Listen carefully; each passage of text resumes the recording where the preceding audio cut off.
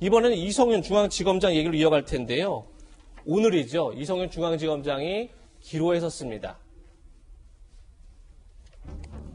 오늘 운명의 날입니다. 현직 지검장 피고인이 될 수도 있는 그런 운명의 날인데 오늘 오후 2시에 대검은 이성윤 서울중앙지검장을 상대로 김학의 전 차관 불법 출국 금지 수사를 못하도록 막았는지 그 의혹에 대해서 지금 수원지검이 수사를 하고 있죠. 그 수사와 관련해 검찰 수사심의위원회를 개최할 예정입니다. 여기서 수사를 계속해야 한다, 기소를 해야 한다 이렇게 결정할 경우에는 앞으로 서울중앙지검장을 유임하거나 혹은 또 고검장으로 승진하는데 굉장히 어려움이 있지 않겠느냐 이렇게 전망이 되고 만약에 수사 중단, 불기소를 결정할 경우에는 오히려 지금까지 이성윤 중앙지검장의 짐이 풀어지는 것 아니냐, 짐을 내려놓는 것 아니냐 이렇게 지금 전망이 되고 있는데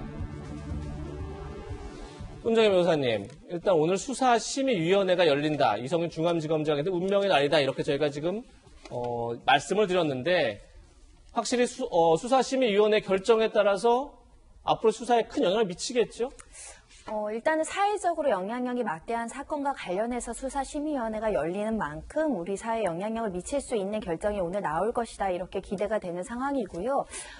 예측컨대 팽팽하게 이제 토론이 있을 수 있어 보입니다. 법조계, 언론계, 학계 이런 분들이 이제 서로 이제 이 사건의 쟁점을 들여다볼 것인데 결론이야 예측이 좀 어려운 상황이지만 기소 결정이 난다고 한다면 이성윤 지검장이 굉장히 곤궁한 처지에 있을 것이고 이 서울중앙지검장을 계속하는 것이 맞지 않다라는 내부의 반발과 외부의 비판을 받을 수밖에 없는 처지에 있을 것이고요. 만약에 불기소 결정이 난다고 하더라도 문제가 또 깔끔하게 해결된다라고 보지 않는 것이 이게 이제 수사심의위원회의 결정은 권고적 효력만 가지고 있기 때문에 기소를 또 선택할 수 있습니다. 우리가 삼성 이재용 사건에서도 기소하지 말 것, 수사 중단할 것이라는 결정이 나온다고 하더라도 수사팀이 기소할 수 있거든요. 예. 그렇다면 또다시 검찰 내부의 갈등이 다시 한번 국민들에게 표만화될 수 있기 때문에 결론 여하가 어떻게 되든지 갈등은 계속 이어지지 않을까 생각이 듭니다.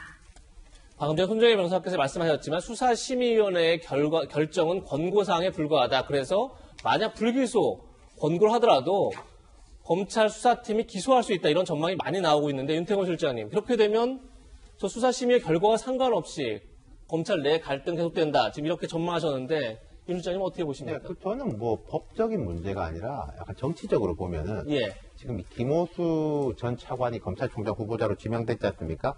그 이전에 이성윤 중앙지검장이 검찰총장 될 수도 있을 것이다. 이런 이제 관측들이 있었지만 결국은 기소 여부 문제가 발목을 잡아가지고 좀 잘 안 됐고 이제 김호수 전 차관이 이제 지명이 됐는데 김호수 전 차관 입장에서는 자기가 검찰총장으로서 이제 직을 조금 소신껏 수행하기 위해서는 이성윤 중앙지검장이 아닌 게 좋을 수도 있겠다. 저는 그런 생각도 들어요. 왜 그렇죠? 그럼 자기가 이제 홀가분하게 자기 소신대로 이렇게 하려면 사실 중앙지검이라는 게 검찰에서 차지하는 지분이 매우 높지 않습니까? 그렇죠. 그럼 이제 중앙지검장에 계속 이렇게 좀 시비가 붙어 있는 사람이 앉아 있는 걸면은 좀 불편할 수 있겠다 이런 생각이 들고 하지만 이성윤 중앙지검장 입장에서는 본인이 검찰총장도 못 됐고 지금 이게 옷 벗고 나가면은 기소까지 될 판이니까 그럼 되게 좀 곤란하지 않겠냐.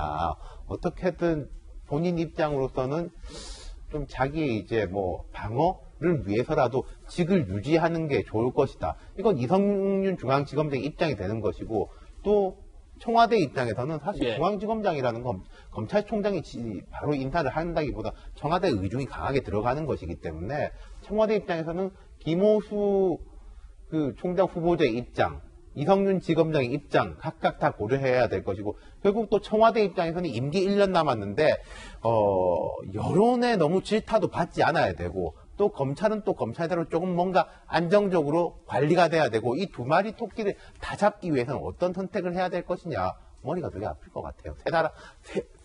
세 방향에서의 다 고민이 제각각일 거라는 거죠. 과연 정권은 어떻게 이 문제를 풀지 한번 지켜보겠습니다.